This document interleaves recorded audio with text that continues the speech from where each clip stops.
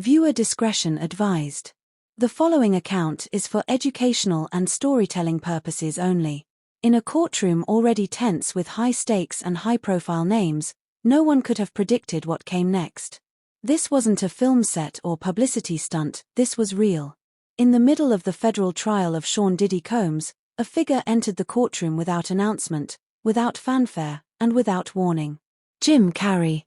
But not the Jim Carrey the world knows. There was no grin, no rubber-faced energy, no trace of the comedian who lit up screens for decades. This Jim Carrey was different, dressed in black, eyes hidden behind dark glasses, his presence heavy, his purpose even heavier. He wasn't there to crack jokes. He wasn't even listed as a witness. He was there to speak a truth he had never shared. He took the stand with a manila folder in his hands and a tremble in his voice. "I'm not here for revenge," he said. "I'm here to say what I've never said out loud." And with that, the courtroom went completely still. As the heavy courtroom doors creaked open, a figure stepped inside, tall, deliberate, cloaked in a black overcoat and hiding behind dark sunglasses. Instantly, the air changed. A hush swept over the room, like a collective breath being held. No cameras flashed. No reporters whispered. Laughter, once muffled in the back rows, evaporated. Curiosity turned quickly into unease. This wasn't just another witness. This was someone unexpected. Someone important. All eyes followed the man as he walked, slow and silent, toward the front of the room. His footsteps echoed across the polished floor, louder than they should have been. Then someone murmured his name, barely audible, but unmistakable. Jim Carrey. Heads snapped. Eyes widened. But this wasn't the Carrey the world remembered. There was no smirk, no trace of comedy. This man carried weight. Not fame, burden. At the defense table, Sean Diddy Combs turned to see who had just entered. For a moment, time seemed to freeze. Diddy stared, and something flickered across his face, brief, but visible. Was it recognition? Shock? Or something deeper, fear? Carrey kept walking, expression unreadable, never once glancing away. He wasn't looking for applause. He wasn't there for performance. He was there with a purpose. One the room was about to feel in full. Carrey walked slowly to the witness stand, each step deliberate, as if the weight of what he was about to say dragged behind him. In one hand, he held a worn manila folder. With the other, he removed his sunglasses, revealing eyes that looked tired, haunted, even. He paused for a moment, scanning the courtroom. The silence was so thick, it felt like the walls themselves were listening. His hands trembled slightly as he placed the folder on the stand. He cleared his throat. When he finally spoke, his voice cracked, not from weakness, but from the strain of holding something in for far too long. "I'm not here for revenge," he said, his tone steadying as he went on. "I'm here to say what I've never said out loud." The courtroom didn't move. No one coughed. No papers shuffled. This was more than a testimony. This was a release, years of silence breaking loose in real time. A spiritual purge, raw and unfiltered. And as he stood there, stripped of his fame and persona, the man behind the mask began to tell the truth. Carrey's voice softened as he looked back to the early days, when he was just another hungry performer chasing a dream in Los Angeles. He painted a picture of long days, late nights, and endless auditions. And then, the invitations began. They came quietly, almost mysteriously, whispers of exclusive parties, private gatherings, handshakes behind velvet ropes. The people extending the offers weren't agents or producers, but intermediaries, well-dressed, well-connected, and vague. At first, Carrey said, they felt like golden doors opening. He believed these parties might lead to his big break rooms full of influence and opportunity. But the deeper he went, the clearer it became. These weren't social mixers. These were something else. They were gateways, he said, pausing to let the weight of his words land. And Diddy was the gatekeeper. The room stiffened as Carrey detailed how those events weren't about who you knew, they were about what you were willing to do. Success wasn't earned. It was negotiated. And in those early years, he learned the rules weren't written. They were imposed, silently, powerfully, and without mercy. Carrey's voice dropped as he recounted a night that had haunted him for decades. It wasn't a movie set, not a prank, not a strange audition. It was real and it left a scar. He had been invited to what he was told was a private meeting. A career opportunity. A step closer to everything he'd worked for. The location, a luxury hotel suite in Los Angeles. A man he didn't recognize met him at the door, said nothing, and led him inside. The door clicked shut behind them. The room was dimly lit, silent except for the low hum of air conditioning and the sound of water. Carrey was led toward the bathroom. There, submerged in an ice-cold bathtub, was Sean Diddy Combs, calm, unblinking. And then came the words. "If you want the part," the man said, "wash my back." Carrey hesitated. Confusion gave way to dread.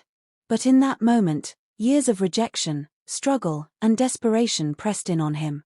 The weight of every missed opportunity, every closed door. He complied. The next morning, he woke in the same suite.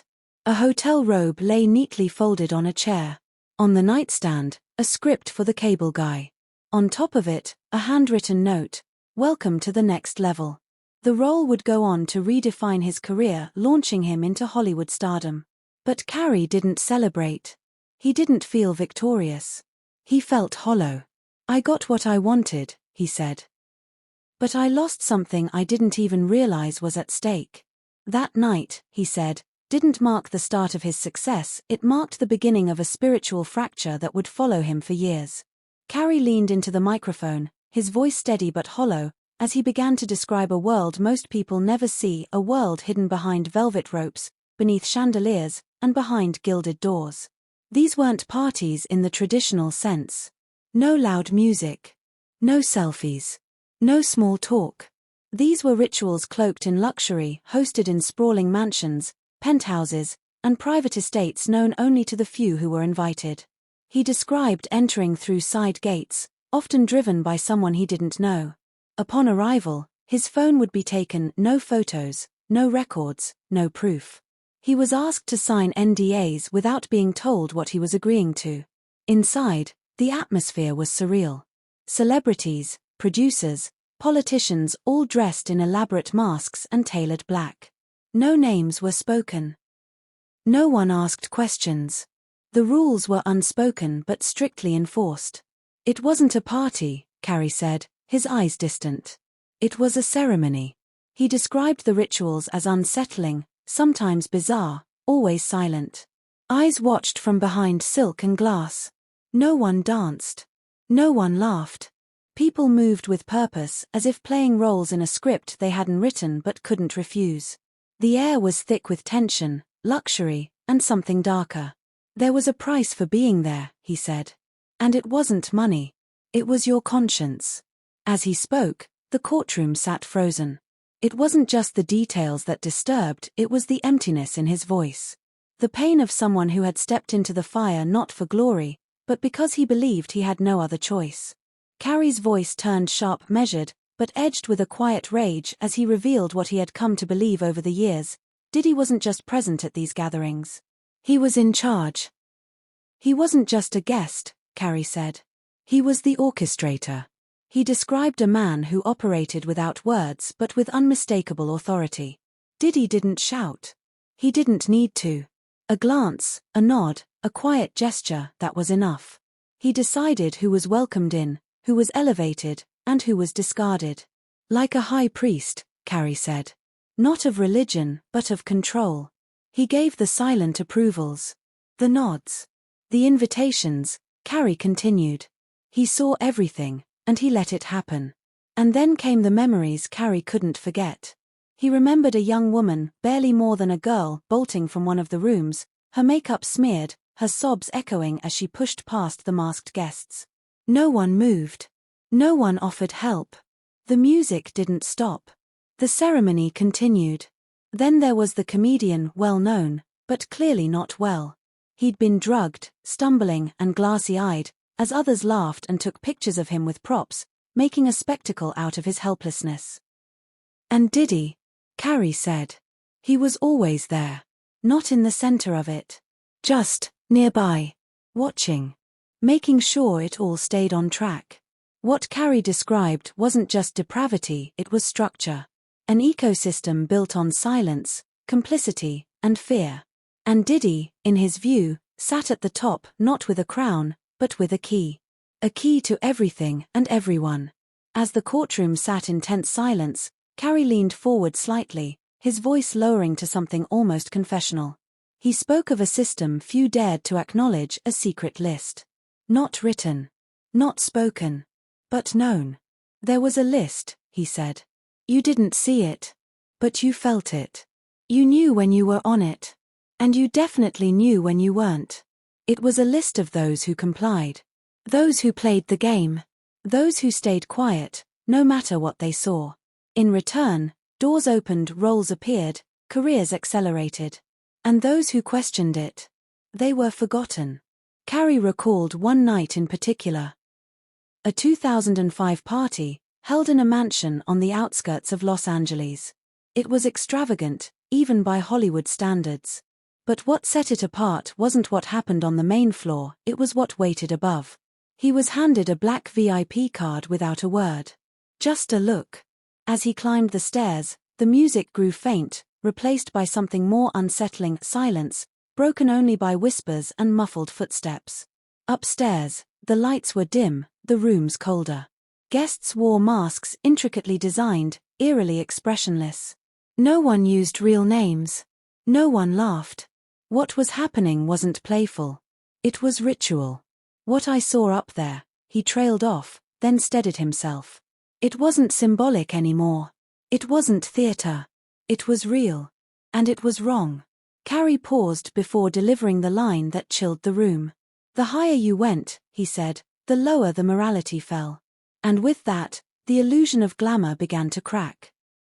Not just in that courtroom, but perhaps, for the first time, in the minds of those who had never dared to imagine what might lie behind Hollywood's brightest lights. Years passed, but the trauma stayed. He suffered panic attacks, dissociation, suicidal thoughts. He saw a photo of himself at one of those parties, eyes glazed, next to someone he didn't recognize, and realized he hadn't been living. He'd been surviving. The photograph became a mirror he couldn't turn away from. In it, he saw a stranger wearing his face, hollow cheeks, forced smile, empty stare that looked through rather than at the camera. The person beside him was laughing at something, their arm casually draped around his shoulders, but he couldn't remember the joke, the conversation, or even how he'd gotten to that party. Another night lost to the fog that had become his constant companion. The panic attacks came without warning, like sudden storms in clear weather. His heart would race, palms would sweat, and the world would tilt sideways. Sometimes he'd find himself on bathroom floors, gasping for air that felt too thick to breathe. The dissociation was worse, those moments when he'd float above his own life, watching himself go through the motions of existing while feeling nothing at all. He'd catch glimpses of himself in store windows and wonder who that person was, walking through life like a ghost haunting his own story. The suicidal thoughts crept in during the quiet hours, whispering that maybe surviving wasn't enough anymore. Maybe it was time to stop pretending that going through the motions counted as living. They came with a terrible logic that scared him, not because they were violent, but because they felt almost reasonable, like a solution to a problem he couldn't solve any other way. But something in that photograph wouldn't let him go. Maybe it was the way the stranger beside him looked so alive, so present, while he appeared to be disappearing right there in the frame. Or maybe it was the realization that somewhere between the trauma and now, he'd forgotten what it felt like to truly inhabit his own life. He started small. Therapy sessions that felt like archaeological digs, uncovering pieces of himself that had been buried under years of just getting by. He learned that trauma doesn't just live in the past, it rewrites the present, convincing you that survival mode is the only mode available. But slowly, painfully, he began to distinguish between the voice of trauma and his own voice, between surviving and the possibility of something more. Recovery wasn't linear. Some days he took steps forward, others he stumbled backward. But gradually, he began to recognize himself again, not the person in that old photograph, but someone new, someone who carried scars but wasn't defined by them. Someone who was learning, for the first time in years, how to live instead of just survive. The work continues. Healing isn't a destination but a daily choice to show up for his own life, to be present in his own skin, to remember that surviving was just the beginning of his story, not the end. What changed everything for Carrey? It wasn't a sudden breakthrough or a moment of clarity all on his own. It was hearing other voices, other testimonies from people who had suffered in silence just like him. He listened to their stories. Stories of fear, shame, and survival. Stories that mirrored his own experience so closely, it was as if he was hearing himself speak through someone else's words. In those moments, something shifted inside him. The isolation he'd felt for so long began to crack. He realized he wasn't crazy. He wasn't weak. He wasn't broken. We weren't broken, Carrey said, his voice steady but filled with conviction. We were manipulated. Manipulated by a system designed to keep them silent. A system that preyed on their hopes, their dreams, and their very humanity. For years, he carried the weight of fear and shame, afraid to speak out, afraid to be judged or disbelieved. Afraid of what speaking out might cost him. But now, he was done. Done with silence. Done with hiding. Carrey stood in that courtroom not just for himself, but for all those who had been silenced, overlooked, and dismissed. He spoke with a resolve born from pain and healing. From darkness and the courage to face it. Because sometimes, breaking the silence is the first step toward reclaiming your life. And for Carrey, that day marked the beginning of his own freedom. Carrey's voice was steady, but the weight of his words hung heavy in the air. I don't want him jailed just for what he did to me, he said. I want him jailed for what he did to all of us. He wasn't speaking out of anger or revenge. This was a call for justice. A demand for accountability far beyond his own pain. Then, turning his gaze toward the future, he issued a stark warning, especially for the young artists, the dreamers watching from the sidelines, hoping for their chance in the spotlight. You think they give you success because you're talented? That's the lie, he said, his eyes sharp with hard-earned wisdom. They watch to see what you'll trade to get it. With that, Carrey stepped down from the witness stand. The courtroom remained utterly silent. No applause. No murmurs. Just a haunting stillness, a heavy pause that seemed to stretch on, as if the very walls were absorbing the truth he had laid bare. That day, Jim Carrey didn't come to perform. He came to reveal. And what he said, what he dared to say, would echo far beyond the courtroom, resonating with anyone who's ever been told that success comes without sacrifice.